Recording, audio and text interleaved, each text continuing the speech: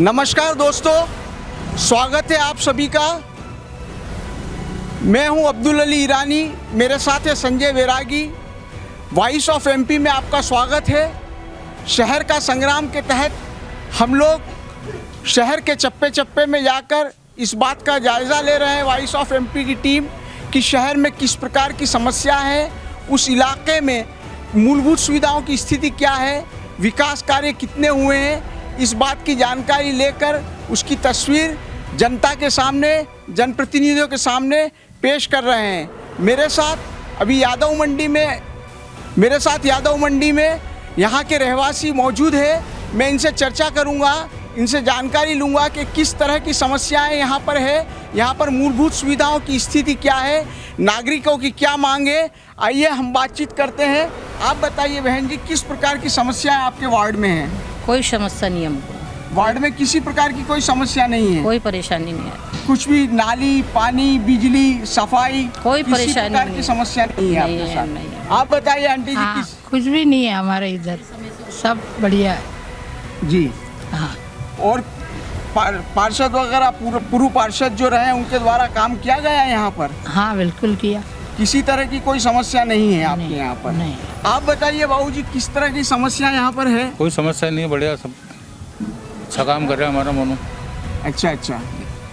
किसी भी काम के लिए तुरंत आ जाता, कोई भी समस्या है। आप बताएंगे, आप किस तरह की समस्या है? कोई समस्या नहीं है, सब आगे से आगे काम करते हैं हमारा। जब भी जरूरत पड़ती है घर पे बुला के घर आकर काम करते हैं हमारा। किसी भी प्रकार? नहीं, कोई का समस्या नहीं है। मैं वो आशा कार्यकर्ता होकर भी मेरा सपोर्ट करते हो। बहुत बढ़िया। यादव मंडी के और रहवासियों से बात करते हैं, सुनते हैं उनकी समस्याओं को। बताइए हाँ आपकी जी, क्या समस्या? मेरी ये समस्या है कि मेरे कोई बच्चे नहीं है, और दूसरी बात ये है कि मेरे पास घर नहीं है और मैं किराए से रहती हूँ, ना रोजी रोजगार है ना धंधा है। मेरे पति बीमार रहते हैं, मैं प्राइवेट स्कूल पढ़ाती हूँ और मुझे घर की भी बहुत प्रॉब्लम है। अब मैं एक गुजारा करूँ या घर का किराया दूँ। और दूसरी समस्या है कि ना वृद्धा पेंशन है, ना आज तक नगर पालिका से मुझे कुछ फ़ायदा हुआ।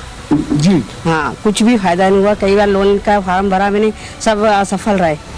नगर पालिका से आपने फिर इसकी आगे कोई शिकायत की नगर पालिका में? नहीं की, किससे करती, जाकर उन्हीं से करती थी, पर वो सुनते ही नहीं थे, तो फिर वापस आ जाती थी। तो अभी तक आपकी समस्या का समाधान नहीं हुआ?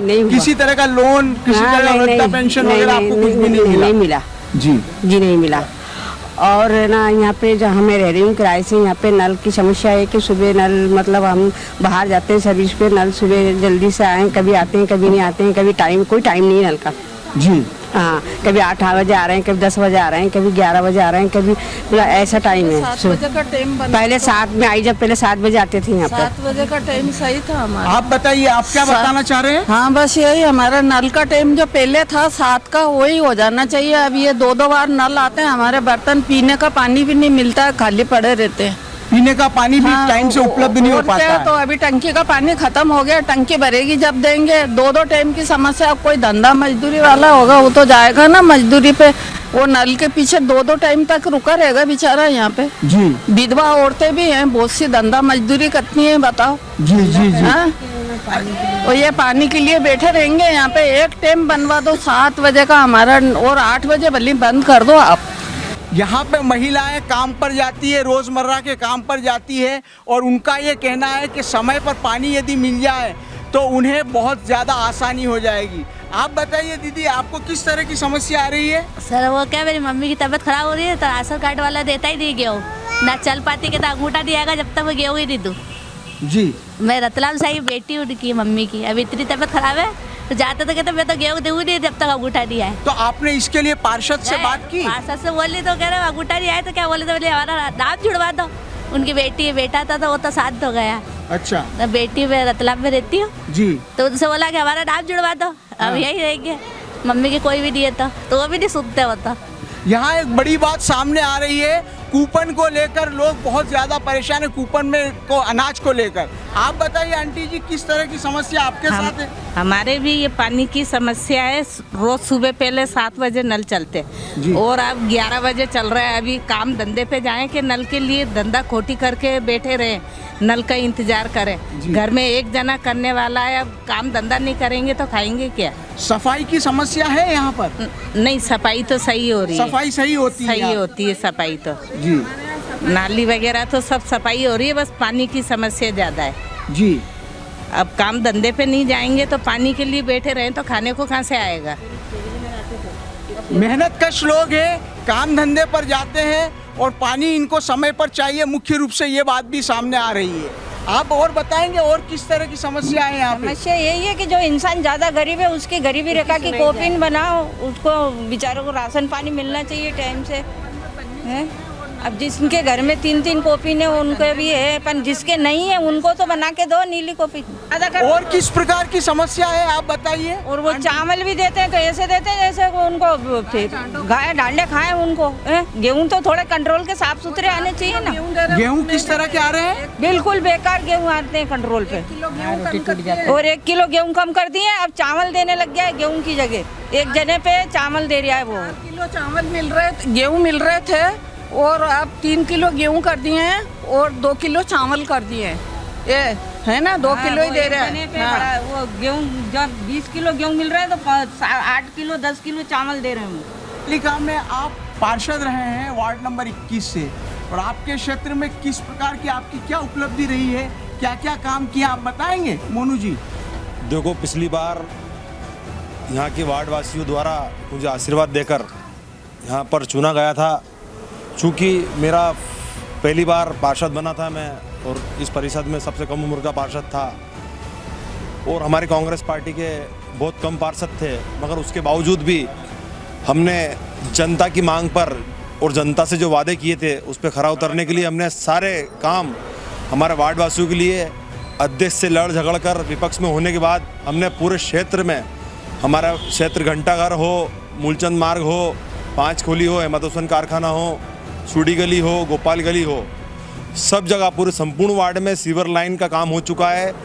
और आप देखने में आया घंटाघर की तरफ नाला था, वहाँ से 4 व्हीलर नहीं निकल सकते थे, वहाँ पर चौड़ीकरण करवाया, आज 4 व्हीलर आराम से आ जा सकते हैं।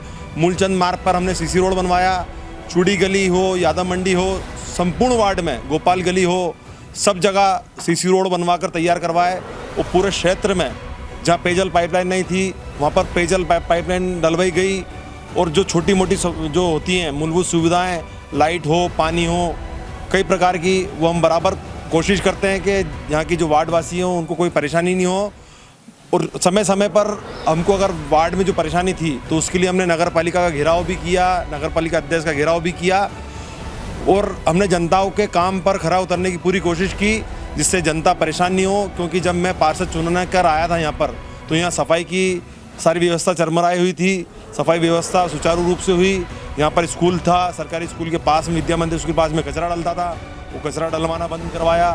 और बाज़ार में भी कचरा गाड़ी, मोहल्ले में भी कचरा गाड़ी आने लगी हैं ताकि शहर और निमट हमारा वार्ड साफ़ रहे। हमने पूरी कोशिश की ताकि हमारा वार्ड अच्छा रहे और सारे काम करने के पूरे प्रयास किए। ईमानदारी से आपने स्वयं का मूल्यांकन किया, विश्लेषण किया, आपने जो उपलब्धियां तो बताई, लेकिन क्या आपने कोई आकलन भी किया होगा कि क्या और कमियां रह गई वार्ड में, या और किस प्रकार के डेवलपमेंट की गुंजाइश है, क्या विकास कार्य हो सकते हैं यहाँ पर? विकास कार्य हो सकते हैं बहुत सारी ऐसी। आने वाले समय में और आने वाला अगर कोई भी पार्षद चुनता है, अगर जनता मुझे आशीर्वाद देगी, अभी वार्ड महिला आरक्षण हो चुका है, मेरे घर से अगर कोई पार्टी टिकट देती है तो उनको चुनाव लड़वाऊंगा। ये तो अब जनता तय करेगी कि आने वाले समय में मैंने अच्छा काम करा है तो मुझे आशीर्वाद देगी, या फिर आने वाले समय में कोई और कैंडिडेट खड़ा होता है तो उनको आशीर्वाद मिलता है। क्योंकि इलेक्शन आ चुके हैं, हम हमारी जो हमने काम करे वो जनता के बीच में ले जाएंगे। अब जनता जनार्दन के हाथ में है कि उनको किस प्रकार से। नहीं, मेरा सवाल ये है कि और क्या काम हो सकता है यहाँ पर, क्या गुंजाइश है? नहीं, काम तो कई प्रकार के हो सकते हैं। मैंने बोला कि हम विपक्ष में थे, काम तो जनता के, जनता जैसा बोलती है हम काम कर सकते हैं। सीसी रोड बन चुके हैं, मेरा तो ये मानना है कि मैं सारी सड़कें चौड़ी करवा दूं ताकि हमारा वार्ड अच्छा दिखे, और साफ़ सफाई तो सुचारू रूप से हो रही है। मगर होता क्या है कि यहाँ पर नगर पालिका में ऐसा है सिस्टम कि यहाँ पे काम तो हम लेकर जाते हैं, मगर वहाँ अधिकारी और वहाँ के जो बेटे जवाबदार वो ईमानदारी से काम नहीं करते हैं, जिसकी शिकायत हमने कई बार कलेक्टर साहब से भी की है कि अगर हम घंटा घर की आप अगर बात करें तो घंटा घर के लिए मैं कम से कम लास्ट 5 साल से संघर्ष कर रहा हूँ कि घंटा घर की घड़ी आज तक नहीं बदली। घंटा घर एक पूरा नीमच का ऐसा लैंडमार्क है जो नीमच में प्रसिद्ध है। घंटा घर अगर कोई इंदौर से भी अगर उसको बोल दो आपके घंटा घर पे आ जाना तो किसी को एड्रेस बताने की जरूरत नहीं पड़ती। मगर ये विडम्बना की बात देखो कि नीमच में जवाबदार जो सीएमओ उनके सर पर जूं तक नहीं रेंगती कि घंटा घर की घड़ी चालू करवा दें।